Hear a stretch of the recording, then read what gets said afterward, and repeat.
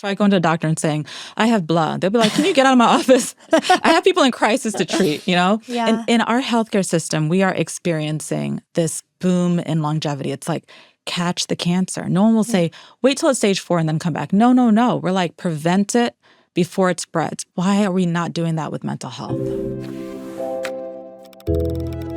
From the news team at LinkedIn, I'm Jessi Hempel, and this is Hello Monday. It's our show about the changing nature of work and how that work is changing all of us.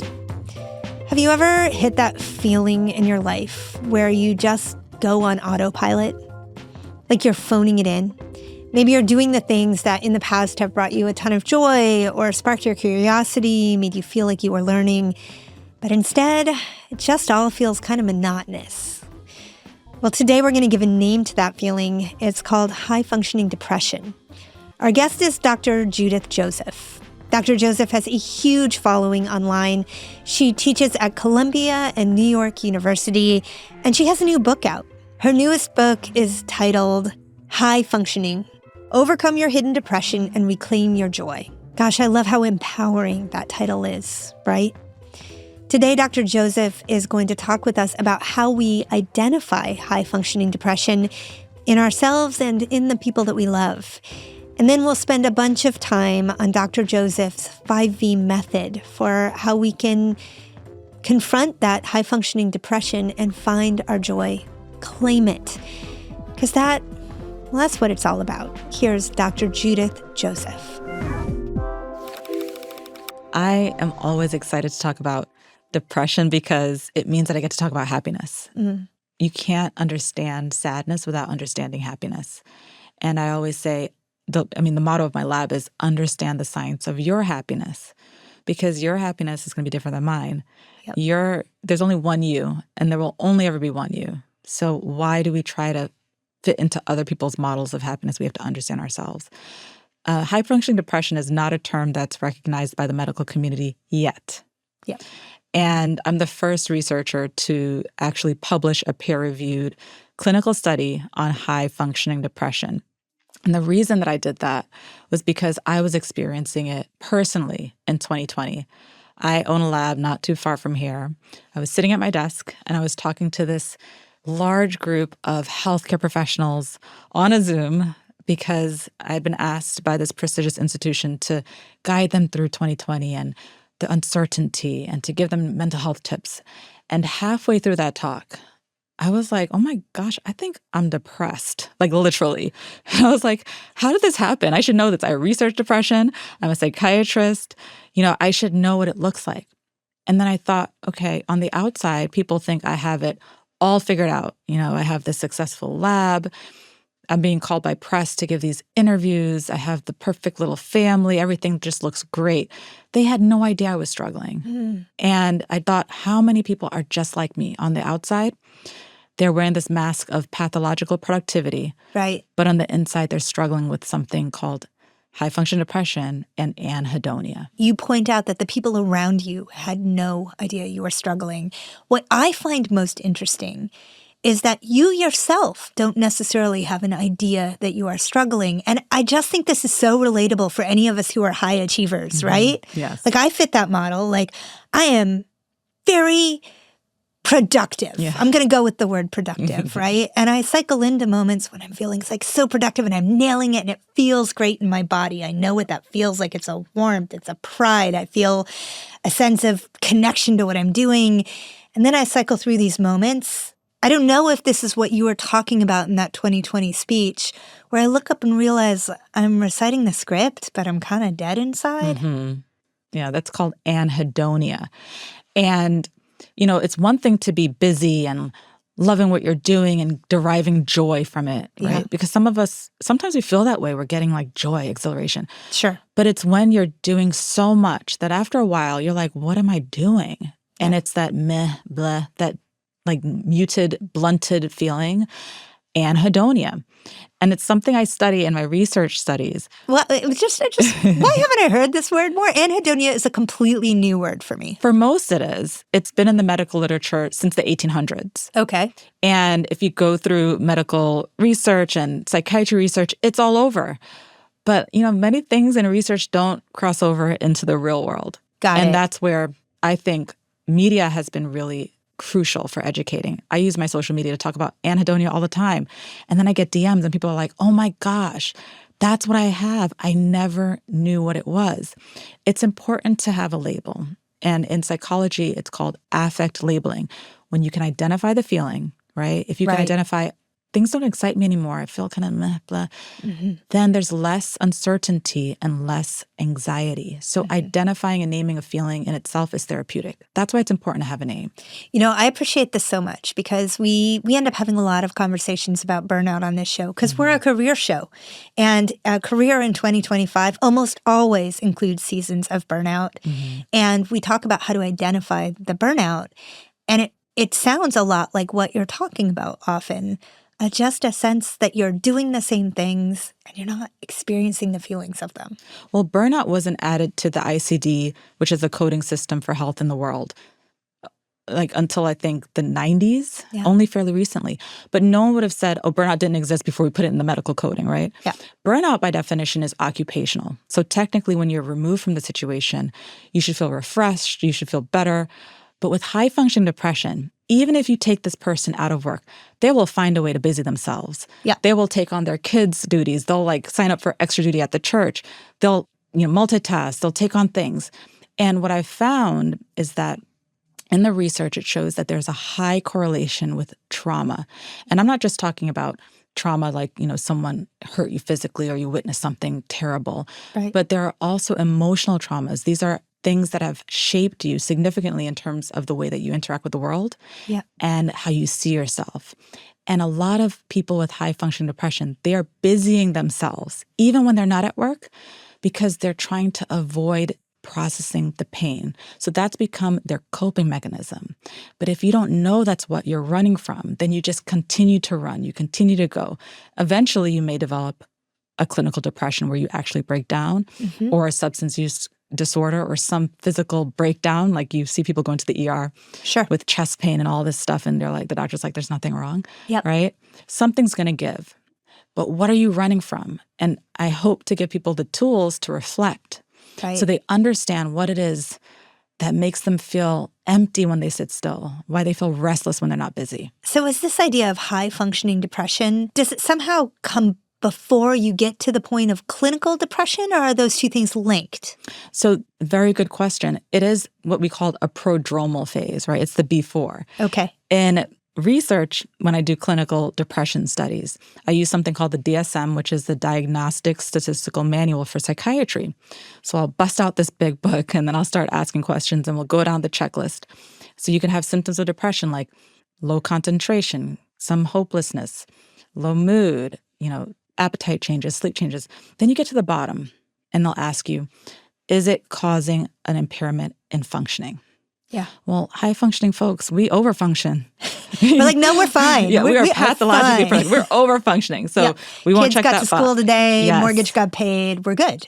And even better than most folks, right? We're just doing so much. And then there's a second box.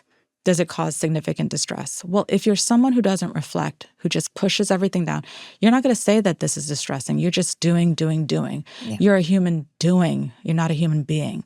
So these people have symptoms of depression, but they don't break down. They're overfunctioning. They're the rock. They're showing up for others. They're doing a gazillion things.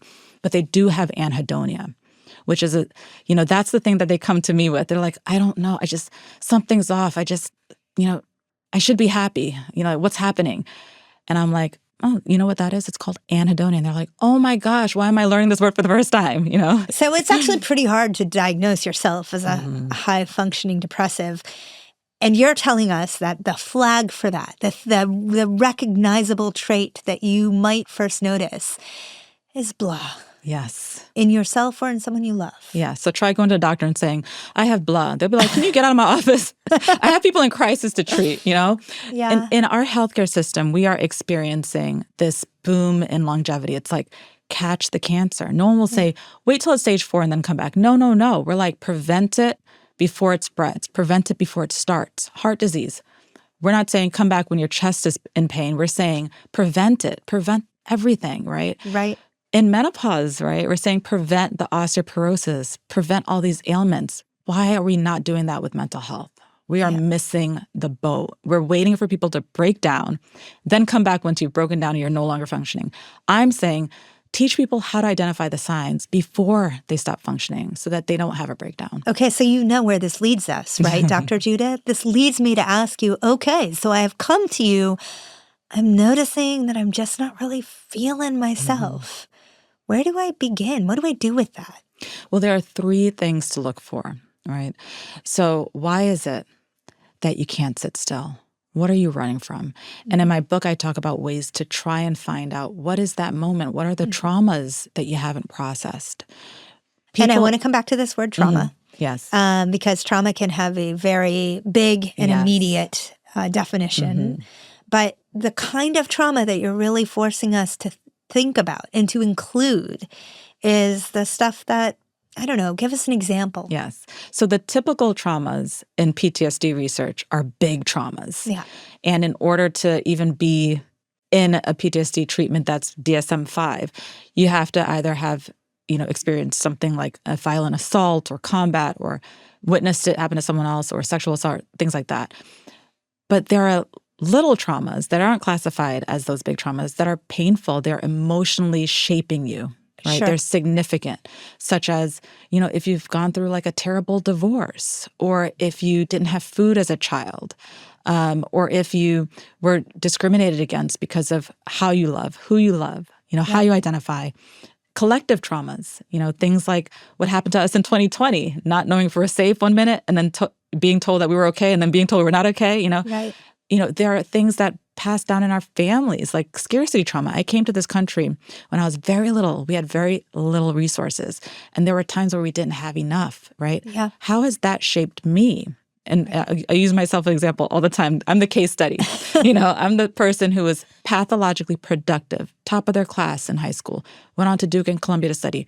I was running because I didn't want to ever be in need again. So what did I do? Work, achieve the degrees. And it's still not enough because there's this unprocessed trauma of being fearful that I'm going to run out of resources one day. Right. But if I didn't process it and slow down, I would still be over-functioning to this day. And Dr. Judith, I assume you would agree with me that we all have layers and layers and layers of little t traumas that make up our identities and make up who we are. And that, in many parts of our lives, probably have served us. Like the fact of the way that you were first brought to this country probably shaped a lot of the early decision-making and the drive that has led you to this moment in your life. Absolutely. Initially, these things can help you. Yeah. But over time, when you start to experience anhedonia, a lack of joy, and, there's something that just feels off, like you can't sit still, you can't even rest, that is problematic because you're not able to access the joy that human beings were born to access, right? I use my hand as an example because I always say that we have the DNA to have joy. Our brains have dopamine for a reason. But many times we just get so busy, we forget how to access the joy. And that's why I came up with my 5V method, because I feel like it's easy to remember and it allows people to actually grasp their joy again. Okay, so I love the 5V framework because I love any good framework as a system for understanding how to approach a problem. Maybe you can walk us right through it. Well, I love it because it's simple. And I treat children, adolescents, and adults. So I like to use very simple things because I think when we try to sound too technical, we lose people. Yeah. So the 5 Vs starts with validation, the first V. If you walk into a room and someone shuts the light off and something falls and you don't know what it is, you're going to start running. Some of us will start swinging, right? Yeah. But if you turn the light on and you see it's a vase that broke, you're like, oh, it's just a vase. Let me get a broom. Knowing how you feel in itself is powerful. It decreases the uncertainty. So validate how you feel. Many of us with high functioning, we are pushing down how we feel all day. I once gave a talk to a group of people and I asked them, like, how many of you all have gone through a day without even drinking water? And they're like, I did. How many of you all had back pain at your desk, but you just stayed there and kept working, right. And you knew you just needed a movement break, but you just stayed there. I did. We invalidate the way we feel all the time. The first step is start acknowledging and accepting how you feel. The second V is venting. Yeah. So in science, venting is imagine a balloon and you fill it with air and then you try to press it down in a pool. It'll pop right up, right? Sure. You try again. It'll pop right up. But if you slowly deflate over time, you'll be able to fully submerge it underwater. Yeah. That's how our emotions are. If we don't express how we feel, it'll pop up by yelling at our kid, yelling at our partner, even snapping at our coworkers, right? Yeah. So it's important to express how you feel. And venting can be done verbally or non-verbally. I have a lot of neurodivergent folks I work with. Right. Some people feel more comfortable writing, others praying. Like my dad's a pastor, he prays all the time. That's his way of expressing. But, one that little kids use a lot is crying, and it's perfectly okay. Let out that steam that way. So you can find authentic ways to vent, based on your style. Right. And venting is really any expression of feeling. Yes. And a lot of what you're talking about is the feeling just getting pent up and stuck. Yeah. Right? Pent up and stuck. And there are do's and don'ts to venting, right? Don't trauma dump because that's unhealthy, right? Yep. You want to ask emotional consent. So you want to say, is it okay if I talk to you about this? If you're someone who, talks to others, not a therapist, you can go and trauma dump by your therapist all you want, right? That's the idea there. But yeah, you're right that getting context right is really important. Right? And venting with intention. Because if you're just venting just to get it all out, even if the person says, yeah, you could talk to me, the research is showing that when you do it that way, without intention, without getting adequate feedback, it's like pouring gasoline onto a fire. So you're actually feeling worse. I feel intuitively, with absolutely no clinical background, the significance to the idea that my feelings are contagious. And I'm always aware of that when I choose to be happy around the people I spend time with, or when I choose to rage, which my children will tell you I do occasionally. Like, it's catchy, right? It is contagious. I often say anhedonia is contagious, right? Remember, if you ever had a really cranky boss who didn't really get much joy out of work, and it was like, work, work, work. The whole organization was like that. No, remember back, if you ever were fortunate to have a joyful boss, the whole organization was joyful, right? Yeah. These emotions are contagious. So be very intentional about your venting. And then the third V is values. I often say these are things that are priceless without price tags. So if you want to look at values, for me, I used to really value knowledge and reading and learning. And then along the way, after organic chemistry 1 and 2 and math 2 and all this stuff, it was learning for me was just like a way to get an A, right? And after a while, I forgot the joy of learning. So I had to retrain my brain to tap into values that are actually meaningful and purposeful versus like collecting all these degrees. Yeah. What is it about knowledge and curiosity that I love? It makes me feel enlightened, right? For others, the value of nature is important. I have a lot of clients in New York City, and they're like, I have a hard time remembering what I valued. Then we go back in time, and we find that they used to really love to be in nature. They value being in nature, but they don't have access to it. So we have to try and reintroduce those values to them again. But if you have a hard time, think about things that make you feel spiritually full and fed, like family, faith, causes. Those are real values. I remember the first time I realized that I was being masochistic, because I talk about it in the book. I saw my first fancy shrink when I was in training. And I learned that, this word masochism was not in the sexual way, but in the way that you're people-pleasing all the time, bending over backwards for others due to unprocessed trauma. Yeah. Because trauma, one of the 30 symptoms of trauma is feeling unworthy. I don't think people know that, right? But in my research lab, when we do these CAPS 5 combat veteran assessments for people who are citizens who have had trauma, one of the symptoms is forgetting the past and also internalizing blame and shame. So you don't remember the past, you don't remember what your values were because you were trying to block out something painful, but you have shame from this past thing. You blamed yourself. So you overwork and you people please and bend over backwards and you become high functioning and you don't even know how you got there. Right. And that's why I think the book is such a nice framework for understanding the science of your happiness, because you're understanding the science of what's making you unhappy. How will you know how to be happy if you don't know what's making you unhappy? Well, so this brings us to number 4 of your 5 Vs. So that's vitals. And this is the annoying V, right? This is the one where the doctor's like, eat healthy, get sleep, get good movement. We all know these things. And yet, we don't do them. So I talk about ways to do that. But I also bring in non-traditional vital signs, relationships. So again, people with high functioning tend to bend over backwards. Yeah. And if you keep giving, people will take. That's just human nature. Yes, that's true. That's true. So understand the quality of your relationships, because that's the number one predictor of your longevity. Yeah. And then our relationship with technology. There's an entire center at Stanford called the Stanford Zoom Fatigue Center. And all they do is study what being on camera all day does to us, right? Like sometimes I'm looking at a Zoom and I'm like, I'm so busy looking at whether or not I drew my eyebrow the right way. I'm not listening to the person, right? It's unhealthy for us to look at ourselves when we're talking to others, right? Think about that. If I was talking to you right now and there was like a picture of you right here, you'd be so distracted. But our brains are so taxed by technology these days. And is that truly so different than it was in earlier times, that Stanford truly has a center called the Yes, Zoom and you can do a Zoom Fatigue fatigue survey. Oh, wow. I found it because during 2020 and 2021, I was being asked by all these corporations to help them with burnout. And a lot of people were, when I talk about Zoom fatigue, I remember I got so many messages in the chat like, can you send me that website? Yeah. It's not part of being a human to sit at a desk all day on a screen. We're supposed to be moving. Yeah. So part of the recommendations is to get up, use a standing desk, or do your talks without the camera on. Well, for sure, definitely turn off selfie. Right. Yeah. Okay, and this brings us to the fifth of our 5E framework. This is vision. How do you plan joy today and in the future so that you keep moving forward and not get stuck in the past? And when you plan joy, it's about celebrating the big and the small wins, right? Yeah. So I always use myself as an example, like, when I finish dropping my daughter to school in the morning, and there's that window between the lab and school drop-off, I sit in my living room and I have my rum-flavored coffee. It's not real rum. It's like rum-flavored, right?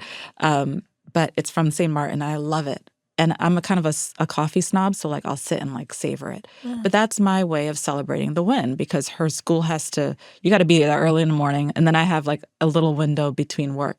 Yeah. So the little things, right? So if you're at your desk and you have a meeting, don't just go into the other meeting. Schedule little points of joy in between. So maybe that's getting up or going outside. Maybe that's eating lunch outside of your office or connecting with a friend or a loved one. But schedule these little wins, these little points of joy in between, just to acknowledge that, oh, I finished this project. So many times we finish one and then we're on to the next. Yeah. But, when we were little, we used to get little stars when we finish things. But right now it's like, well, you're supposed to do that. But it's hard. Yeah. So say to yourself, wow, I did that. I finished it. I'm going to enjoy the win, and then I'll go on to the next.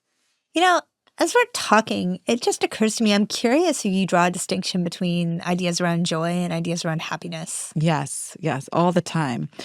When people come to my private practice, they say to me, Dr. Judith, I just want to be happy. And then I'll ask, okay, well, what is happiness to you? Well, happiness is I have a partner, I have a home, I have a career, I have a child, right? And I'm like, oh, so those are all things. These are all ideas or ideals, right? Yeah. Joy in the research lab is measured by points. So on our psychometric rating scales, when you're looking at how to measure if someone's getting better from depression, I'll ask you things like, when you ate your food, did you savor it? When you saw your loved one, did you feel connected? Yeah. When you took a nap, did you feel refreshed? Yeah. When you accomplished something, did you feel a sense of pride? These are all points of joy. When you were stressed, were you able to soothe, right? People don't even think of stress as being a part of joy, but these are all of the little points that we add up to measure if you're happy. Yeah. And so it's a reframe. Rather than seeking this ideal of being happy one day, let's all try to get as many points of joy in a day as possible. So today, I got 1 point this morning because I had my little rum coffee from St. Martin. These are points. Maybe I'll connect, with a loved one, right? I love this idea of gamifying it. It reminds me of a time in my life when I was really struggling with depression. I knew it was depression. I'd been through a bad breakup. Many people can relate to this. It was not going great. It felt like the worst flu I'd ever had, and it just wouldn't go away. And a friend got me started keeping a joy list every night, where I'd write 3 things that had brought me joy over the course of the day. And I fully expected that these joys would be related to, like big wins. But when after 3 months, I looked back at my daily joys and summed them up, I learned that a cup of coffee would actually just make me happier every single day. And it brings my attention to this fact that I think that especially when we're in moments of this anhedonia, we don't even have the muscles to be able to identify where the joy is or what we're looking for, right? Yeah, absolutely. And I have a lot of clients like that. So what we tend to do is we start with, I have this Anhedonia rating scale that I created. And I had to create a new one because the traditional one hasn't been updated for like 40 years. So there are things on there that people don't even do anymore. And what I ask my clients to do is they'll fill out this Anhedonia scale. And then we'll look at the points where they're lacking. Human beings tend to gravitate towards things that they're already doing well, right? So if you're already getting joy from one thing, they're like, well, I'll just keep doing more of that. But I challenge my clients to, well, let's look at areas where you used to derive joy, but you don't anymore. And they're like, but why would I do that? Because then I won't get joy. And I'm like, actually, many times when you engage in the behavior, eventually you'll start to get joy from it again. Why is this true about the human brain? Many of us need to actually have the sensations, right? Yeah. I talked about happiness as being a plethora of sensations. Well, if you're not engaged in something, you're not going to get those sensations. Yeah. And then when we're in it again, let's say if it's baking, you're smelling, you're touching the dough, you're moving, you're hearing things, you're in it again. Yeah. And so you're lighting up these parts of your brain that you thought couldn't release any more joy or dopamine, but you're actually getting it because you're doing it. Yeah. And that's why you see these memes like, make your bed every morning. It's true. You should. You may not have the energy, but when you get up and you get that movement in and you feel accomplished, it's releasing things. You're not getting the hit you would, right, if you were to do like something extreme. But it's the little points that matter. Yeah. So try and grab your little points. That was Dr. Judith Joseph. Her book is called High Functioning. You can find it anywhere books are sold. And I hope you walk away from today's conversation with some big ideas. First among them, there's so much power in naming your feelings, and Dr. Joseph gives us some powerful names, some that were very new to me. I didn't even know what anhedonia was. I don't think I'd ever heard the term. It just makes so much sense, right? Second, the 5 V's that Dr. Joseph brings us. Validation, values, venting, vitals, and vision. It offers us a powerful framework for rebuilding our path to joy. Finally, and this is really the big step back point that I want you to keep in mind, Dr. Joseph invites us to think about managing our mental health with the same proactive approach that we take to our physical health. And this is really the key to staying healthy in life. It's so important. Now, if this episode meant something to you, and you are right now thinking of somebody you love who struggles with anhedonia, well, send this episode to them. It's a great starting point for a conversation. Thanks, as always, for joining us in the studio for another episode of Hello Monday. I'll be right back here next week. I hope to see you then.